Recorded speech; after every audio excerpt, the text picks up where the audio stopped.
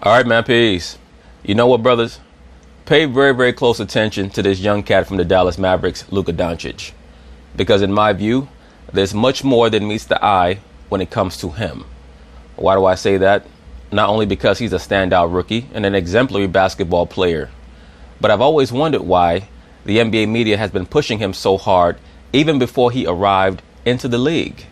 And it's becoming more and more apparent to me that the reason why he's at the tips of their proverbial tongues when it comes to NBA publicity, especially of the young players, is because he's been groomed to be the new shepherd for the next generation of NBA superstars. And the word shepherd, of course, in Coptic, is Heru. He is supposed to be that great pharaoh to carry the league. He's that light bearer or that light bringer. That's why he's named Luka. I've mentioned this in the past when I've touched on the Star Wars franchise. The character of Luke Skywalker was meant to be an allusion to Heru or Horus. He is the light bringer. He's the Skywalker representing the sun that walks across the sky. He's the divine light. That is Luka Doncic. Why do I say this? When you examine him, he has tattoos going up and down his left arm. One is of the pyramid with the eye of Heru in it. The other tattoo is of the sun and the black sun or Saturn coming together in synchronicity. Those are Saturnian principles. Those are Luciferian ideologies. The understanding of those occultic or esoteric images can only be gained when you've been put through a certain curriculum and particular triggers are installed in the mind of the subject. That is why, in my view, Luka Doncic is someone to watch. Once again, the name Luka and the name Luke are the same. It means light bearer or light bringer.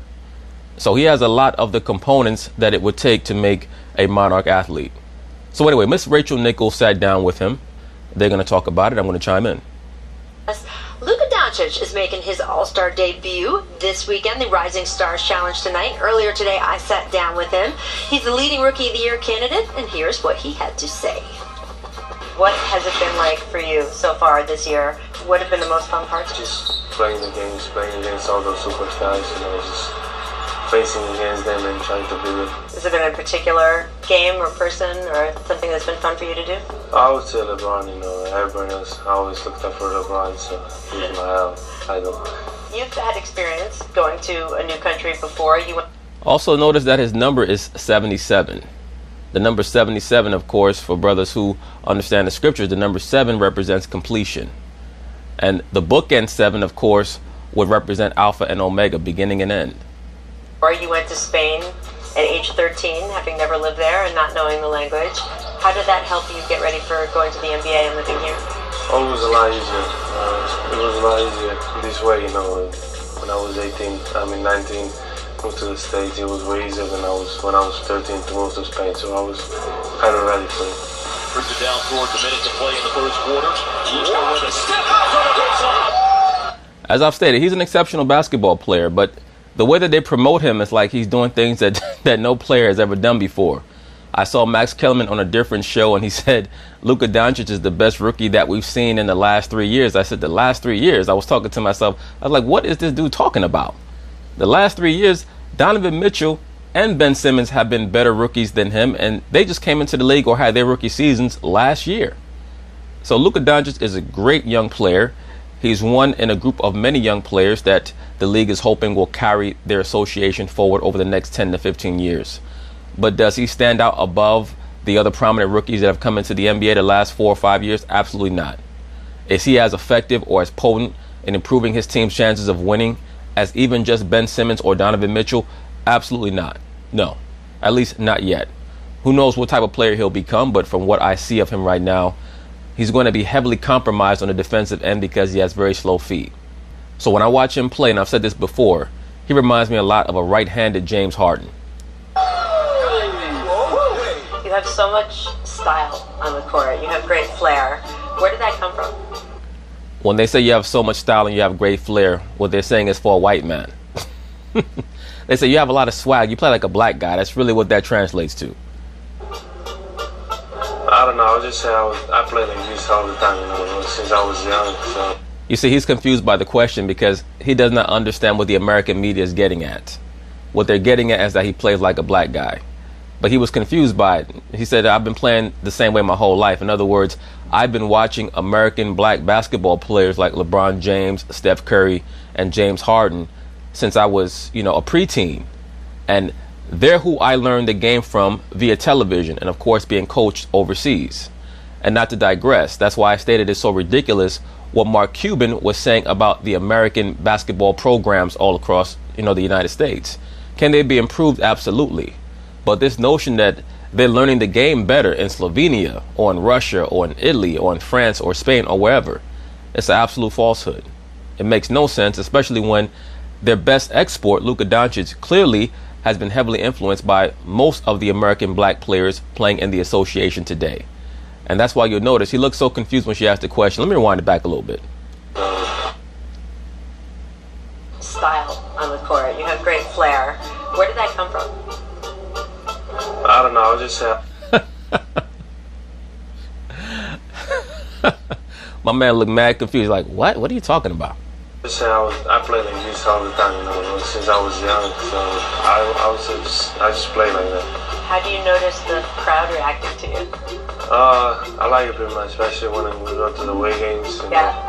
I see when I get introduced, some people cheering for me. And it's kind of special. I hear that when you are going to Miami, there's going to be a crazy Slovenian crowd between you and Goran there. What do you expect is going to come out of there? That's going to be fun.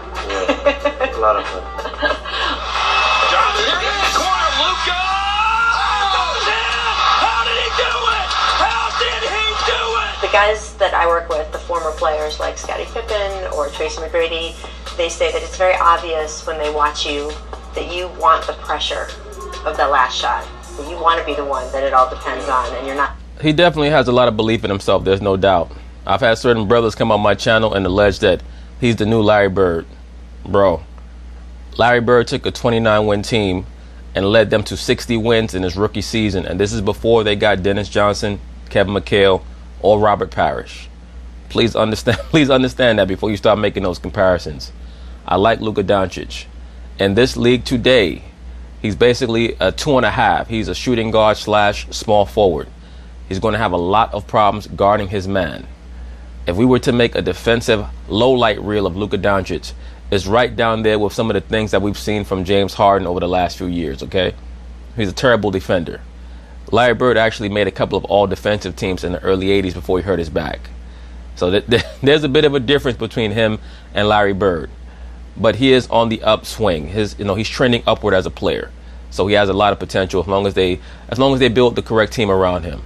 They're going to have a lot of young athletes, a lot of 3-and-D guys around him who can guard his man for him and make wide open shots. Not scared of it. No. Can you take me through what goes through your mind as the clock is going down and it's a close game? I just feel confident. I know I have the confidence of my teammates on my team, so I just feel confident going on set, and I love taking those shots. I get motivated when the kid, I have to make the last shot, so I like it. What about Dirk? What has it been like playing with him? Oh, amazing. He's just amazing. He's an all-time great player. And just off the court, he's a normal person, so that's what means a lot. He's pretty goofy. Is that something that you knew about him before? Yeah, he's funny. You hung out with him? He's funny. He makes jokes. Sometimes they're terrible, but he's funny. What about Kristaps Porzingis? What have you contacted you have with him so far? Hey, brothers, watch out for that relationship between Kristaps Porzingis and Luka Doncic. I think that it has the potential to go downhill staggeringly fast, especially if Kristaps does not believe that he's getting the touches that he wants to get. Because he seems to have a belief in his mind that he's the Latvian Kevin Durant or some shit like that. Well, I know him from before, but now we hang out more, so I know him better now. I think this is going to be something special for sure. But anyway, that's basically it on that. We'll see how things go with Mr. Luka Doncic. But once again, brothers, watch out for how the media, the NBA media, constantly tries to push him. Not so much even on a race issue, but just from the perspective of him being a Monarch asset, or I believe he's a Monarch asset. Just looking at his tattoos, I mean, those tattoos, to me, they stand out. Those are not regular tats that someone gets unless they understand what those images mean. Once again, he has a pyramid with the Eye of Heru inside of it, and he also has the twin suns, the actual sun and what's known as the black sun, which actually represents Saturn. the bringing together of opposing forces. Those are Saturnian principles. All right. So anyway, peace.